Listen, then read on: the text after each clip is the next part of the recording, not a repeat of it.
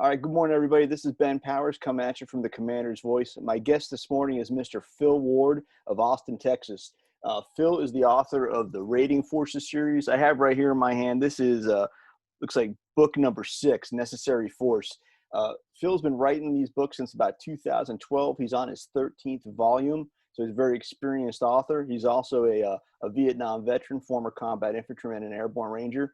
We're here just to talk about his experiences writing and as a soldier. So good morning, Phil. How are you?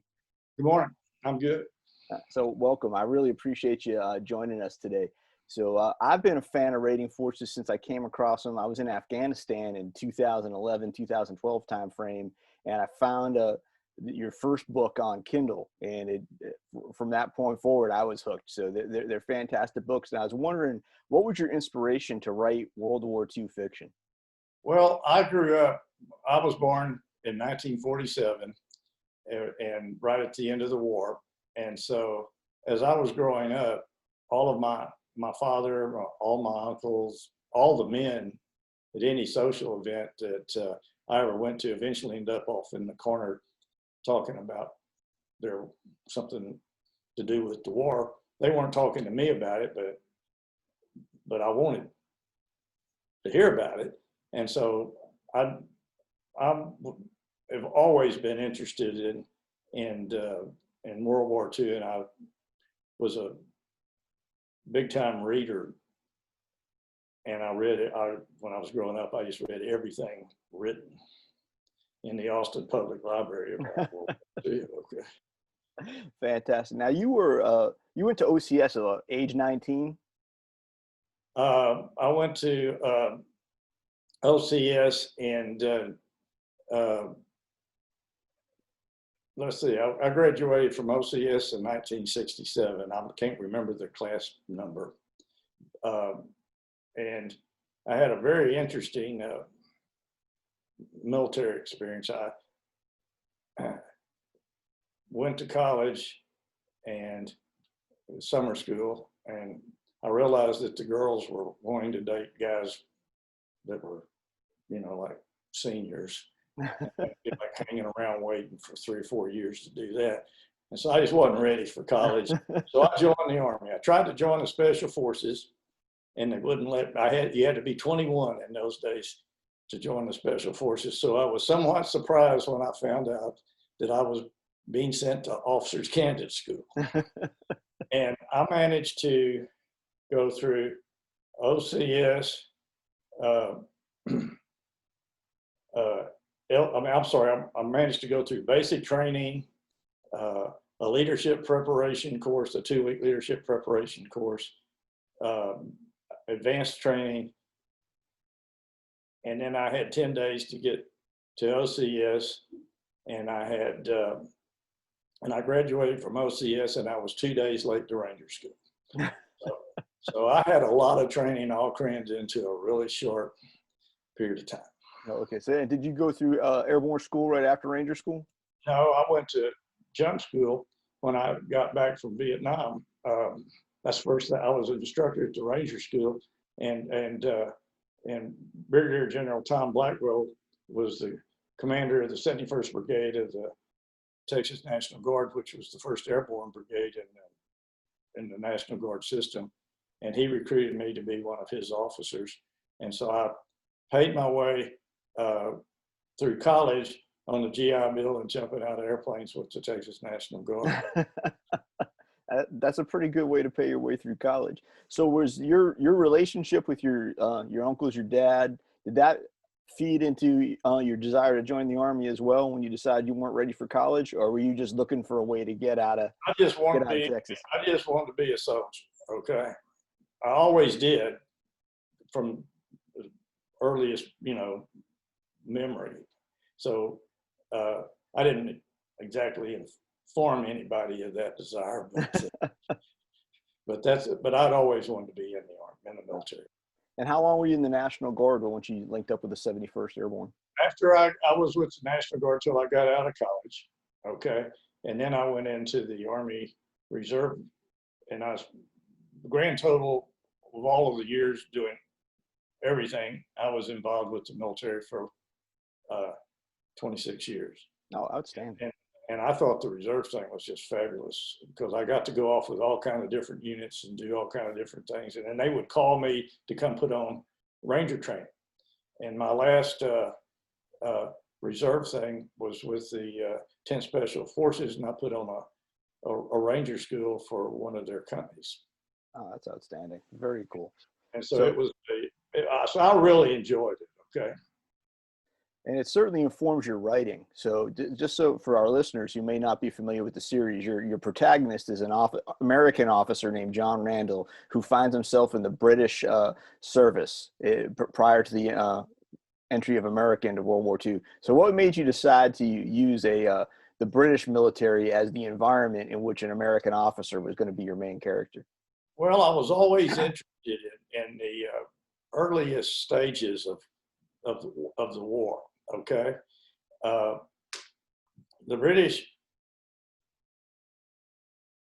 I don't know how to explain this, but they were, all the projections were they were going to be invaded in 2 weeks. Okay, and in fact, the American ambassador, who was John F. Kennedy's father, said that. Okay, David R. Murrow, one of the reporters, said that on his radio show. So everybody was standing by to be invaded. So I was always interested in that period of time and in the formation of the commandos. And I still think that's one of the most interesting periods in all history anywhere. I couldn't understand when I was going through school why they were teaching me about the Magna Carta and things like that. You know, and so that was what I liked. And I still do. And as far as how what I was basing that on was I like to I just hunted everywhere for old, out of print, firsthand accounts of special operations type units and the experiences of the authors that were written during the war, shortly after it, and so that is sort of what the foundation of that was. And with my Ranger background, the commando school was actually that's the first Ranger battalion, went through and trained there. So that's kind of like the birth of the Rangers. Yes, sir. And that segues great in the next couple of questions I had. So when you're looking for primary source material, it sounds like you really focus on firsthand accounts, memoirs of individuals who actually went through the experience. You're not looking for anything that's distilled through the lens of another historian. You want to hear from the actual participants themselves. I've never thought about it that way. Some of the historians are really good, but that is exactly what I've been doing without thinking about it. Okay. Yes, and what I found out, it was very fascinating when I got to the, as you know, a part of the book, 3 of the books take place in Abyssinia. And I found the Kenya portion of that, where the Earl of Errol was murdered, to be one of the more interesting times in history. That's still an unsolved case. Yes, okay? Sir. And what I found in reading these books, the same names would come up. There would be a name of someone who had arranged a insurance scam, which was fairly common in those days for the people living in Kenya. Back in England, they would arrange for someone to come in and steal their oil paintings while they were away from the house. Okay, and so one of those guys, he arranged the oil theft. He lived in the Earl's guest house. Turns up later as an officer and special operations executive, and later he's doing something in the Middle East Command with 8th Army. So, I mean, you start running into the same people going in a circle, and that I found that to be really fascinating. It's almost like you can't make this stuff up. That's It's better. fantastic. Actually, the truth is better than some of the things I've written. Now, you'd also alluded to the fact that you were really attracted to the formation of the commandos and their relationship with the American Rangers. Do your experiences, either as a combat infantryman or as a ranger instructor, does that inform the experiences that you give to your characters, the things they're going through? Absolutely. Um, um, I just got an email from a reader last night that said, one of the things I've noticed in the later stories is you don't spend as much time on planning. And my response was that in the earlier books, we were operating against point type targets.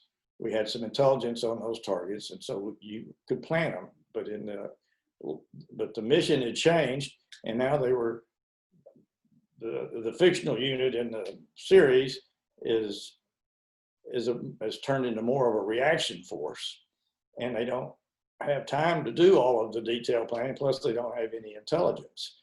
So, for example, when the 509th jumped in Italy, they had 6 hours notice. The guy said we were on the beach. So you don't. There's not. So things have changed. But when I write the planning, I do it right out of the Ranger Handbook, the way we taught it. And, Yes, sir.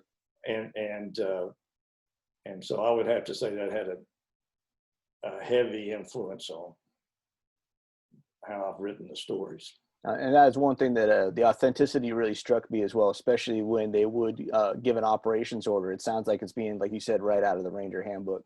You can imagine some guys up in the hills of Dahlonega or something going through the same experience you have your characters going through. So that's pretty interesting. Now, you just talked about getting some feedback from one of your readers.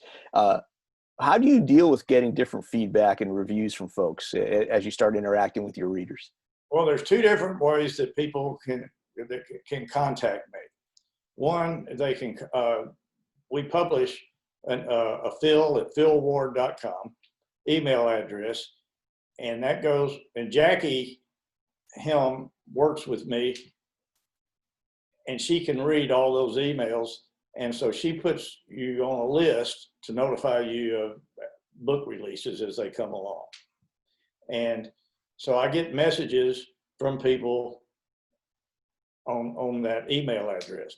Somehow people have gotten my business email address and they send them there. And then there are book reviews that are posted on Amazon.com, not on Amazon, but on the Amazon page. Yes, sir. Amazon book page, and I think Those Who Dare has 600 or so reviews. And so they post, people, you write a book, you put it out there, and people get to say, well, it's their book now, and they can say whatever they want to say. And some of it is hilarious. Now, you're kind of an independent guy. So do you just kind of take that in stride and drive on with the story arc the way you want to see it? Or has anyone ever come back to you and you're like, wow, he made or she made a really good point, I want to incorporate that into a future story? Well, that's a really good question, Ben. The advice given to new authors is to never read the reviews, and my advice is to never respond to one. Okay. Yes, however, I read every single review for the simple reason that I write this book for guys like you and me, but I write it so that someone who's never been in the military can understand it. And I've actually had a review that says that from some guy that identified him, some reader who identified himself as a senior officer in the Special Operations Command. So I read them to make sure that I'm not getting too far in the weeds. One of my very favorite books, maybe my favorite book, was Guerrilla Command. And I ran an experiment because people kept writing in not enough action. Well, if you read my books, as you have, you know the action starts on the first page. Yes, sir. Not in the first book or two. Well, but because I would get people that write in not enough action, so I was going to put a stop to that. And so all of my books nowadays there's gunpowder being burned on page 1, and for Guerrilla Command, the reason that I liked it was because it encompassed the entire operation of the invasion of Abyssinia out of Kenya, and it was very complicated to research and reduced to fiction that people could read. And there was action in every single chapter. That was my goal. There will be a gunfight in every chapter, and nobody noticed. Well, I'm going to go on record and say that I did notice, and Guerrilla Command's one of my favorite books in the series. So I do want to say that right here. So I've got, and it's also one of my lowest rated books, and the reason for that is I believe I did get too far in the weeds. I believe that the movements and the interactions between all of the elements involved, which are all historically accurate. Yes, sir. I think that people who have not been in the military had a little trouble following that. So I dialed it back down a notch or two after that. Okay. Do you find that readers respond more to not only in books that aren't so far down in the weeds, but I mean, the Abyssinia campaign, that's kind of an obscure sideshow in World War II. Do people react more favorably when you're talking about the big battles, like when you discussed Operation Torch and stuff that people might know a little bit more from popular literature? Yes, yeah, they absolutely do.